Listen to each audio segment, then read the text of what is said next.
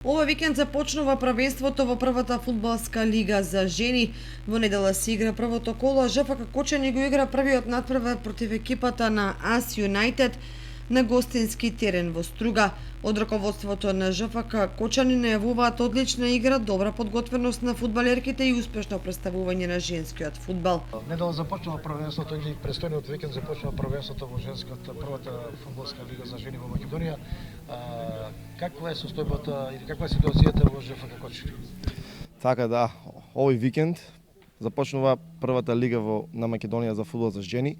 ЖФК Кочани по пауза од една година повторно се враќа меѓу елитата.